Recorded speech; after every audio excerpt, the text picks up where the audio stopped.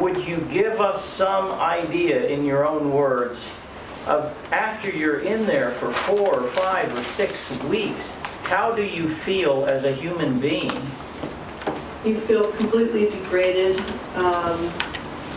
very, very sort of terrified that you may have to go through another one of these confessions, or maybe that you would get beaten up, or, you know, you're also, because you haven't been sleeping, you're in a horrific mental state.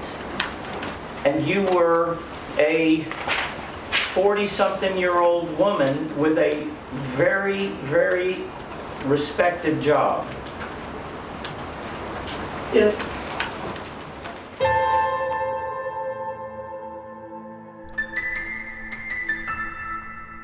Former Scientology executive Debbie Cook was the first to give sworn testimony about a place known as the Hole. But other church defectors, speaking with the Tampa Bay Times, have expanded on her account, offering the fullest picture yet of the troubling events that occurred there. The defectors also were interviewed by FBI agents, who focused on the Hole as they investigated the church's working conditions. The Hole was a building made of several double-wide mobile homes on the west side of Scientology's 500-acre compound, 80 miles east of Los Angeles. Constructed in the late 1990s, it served for years as office space for Scientology's international management team. Then, around 2004, according to defectors, it became a place of punishment as Scientology leader David Miscavige grew increasingly unhappy with the performance of the church's top officers. The leader ordered them to own up to their failings in group confessions, the defectors say. All were members of Scientology's religious order, the Sea Org. At first, about 40 men and women occupied the Hole. Later, the number grew to 100, as Miscavige deemed more and more officers to be underperforming. Scientology's former spokesperson, Mike Rinder, says he was there from the start. This practice of group confessions grew up in the Hole, and it was some thing where Miscavige had developed this idea that you had to confess to your peers all of your horrible transgressions, and that they were supposed to extract out of you these transgressions, particularly related to your theoretical transgressions against Miscavige himself. Like, what have you done to COB? What have you done to try and hurt COB? What have you done here? I mean, this is like the mantra of the Hole. This would be carried out by whoever happened to be there, 20 people, 30 people, 50 people, all standing up there and screaming at you about, tell us what. And eventually, you know, it sort of devolved into ultimately physical violence and torture to extricate these, quote, confessions out of people. John Brousseau had been a member of the Sea Org since 1978. He worked for years at the desert compound, fixing vehicles, working on electronics and construction projects, a jack of all trades. He also became a trusted aide to Miscavige. Brousseau said the leader made it apparent why he sent so many church staffers to the Hole. I mean, we're talking constantly berating them, nitpicking everything they're doing, pointing up inadequacies, ineffectiveness, lack of results, blaming it all on them and their inability to do anything right, and on the other hand saying how he's got to do everything himself, he's the only one that can do things right. Defectors say it was 2006 when conditions in the Hole worsened. Brousseau said he received an urgent call from Miscavige's secretary, Elan Baram. He called me down to what was called the CMO Int trailers. So I went down there and I met him, and he said to me, COB wants this place made secure. He's worried that some of these people might blow. He wants you to put steel bars on all the doors except these. Brousseau suggested that screwing the doors closed might be more secure. He said, no. COB said, put steel bars on. You're not going to alter it. Put steel bars on. I said, okay, I'll put steel bars on. So I went down to the garage, and went into an area that was a stockpile of building materials that I was very familiar with, and I found some real heavy tubular steel. It was chrome plated. So I went over to the engineering department with this stuff, and I cut pieces to the exact right length I needed to span these doors. I went to a drill press, and I drilled 2 holes in each end, and I grabbed some really strong steel screws, and I grabbed my cordless screw gun, and I drove up there, and I went to the first door, and I put the bar on, and I shot 2 screws in the left, 2 screws in the right. The next door, same thing. All the doors except for the doors that were designated as the only entry and exit. Brousseau said he also drove special screws in all the windows to ensure they opened only about 4 inches. He said he noticed a few weeks later that someone else had removed the bars. But several other restrictions kept the executive team confined, and the group confessions became more intense. The church said in a statement, "Any allegations of bars being installed to hold people against their will is false and malicious and is denied." It said Brousseau and Rinder are disgruntled ex-members who are making false allegations. The church also said that, much like other religious orders, the Sea Org practices ecclesiastical discipline, and no laws are ever broken in the process. According to Rinder, Miscavige sometimes dictated what he wanted people to confess in the hole. Other times, the managers pushed one another to confess. The 50 people there all screaming at me and telling me that I've done this and I've done that. Why didn't I just admit it? And I stole money and I had affairs. And I mean, people just literally, Tom, randomly dream up bullshit and start screaming it out. And then the mob starts going crazy like, oh yeah, it must have been that. Oh yeah, it must have been that. There's all sorts of written confessions that people have done. And they read like North Korean POW write-ups.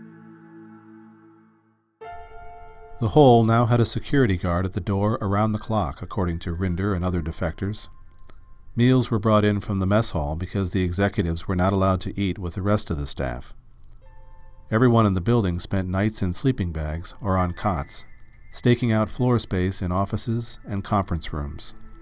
I never really saw much when I went in there, other than I went in there and you could sort of smell the smell. People live here. People sleep here. I think I went in there very early one morning and people were very sleepy-eyed, like they had just gotten up. And if you ever lived in a dormitory in college or something, and you come home late and everybody's snoring, it stinks. Occasionally, some were allowed out of the hole to appear at church events or to perform other duties. But as time went on, some occupants had spent months or years in the hole. Rinder said it was taking a toll. By late 2006, this had degenerated from not just screaming at people to get them to, quote, confess to whatever bizarre stuff someone had thought up that they had done, but this is the beginning of the trash cans, putting people to stand in big trash cans, putting signs around people's necks with various things, I'm an SP, I'm CI, whatever, to actual physical torture of people who were theoretically not cooperating. I mean, on many occasions, people were slapped, punched, kicked, pushed, shoved, thrown up against a wall. That was relatively routine behavior in the hole by that time. Brousseau often saw the occupants of the hole as security guards marched them 2 abreast to a nearby maintenance garage to take showers. They looked like they knew they were being marched to the gallows. They just looked lifeless with no purpose. Very hangdog, droopy shoulders, slouchy, very sad, inward-looking features. It was not pleasant to look upon them. Mike Rinder said managers demanding confessions would order people to crawl laps around a conference table. They told them to roll up their pant legs so their knees scraped against the rough indoor-outdoor carpeting. If you do this for some days on end, you end up with fairly severe contusions and abrasions. And this sort of actual physical torture, it kind of devolved and degenerated into that to try and get people to come up with confessions that were acceptable. Because as time went on, what was being confessed to was mild, or it wasn't. It had to keep getting more and more dramatic and more over the top in order to be acceptable. Rinder described a time when church executive Russ Bellin was trying to get another executive, Kurt Weiland, to confess to a long-ago failing in a legal case against the church. Rinder said Weiland was made to sit under an air vent with the cooling system turned on high. He said Bellin poured water over Weiland's head to induce a confession. This went on for, I don't know, maybe an hour. And by the end of an hour, he was shaking so uncontrollably, and his lips were completely blue, and he was incapable of talking. And he was being told he had to confess, and he couldn't talk. What did you do at that moment? I watched like a good minion. Why didn't you intervene? I didn't want the same thing happening to me. Do you regret that? Of course.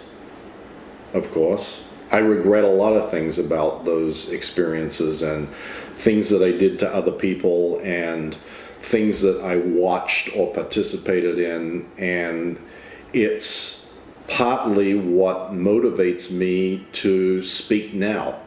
Weiland supplied the Times with a sworn statement saying the water incident with Bellin never happened.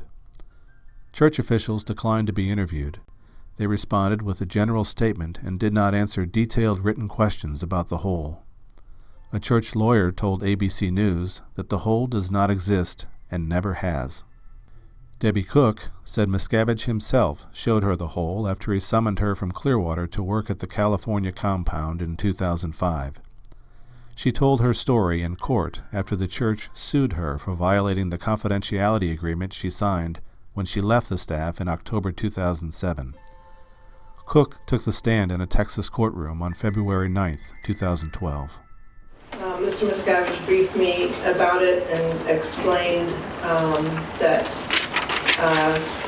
he had put about 40 executives of Scientology International basically locked up into a room called The Hole. And he took me there personally and showed me. In May 2007, after leading the church's Clearwater operations for 17 years and filling in at the California base, Cook herself fell out of favor with Miscavige.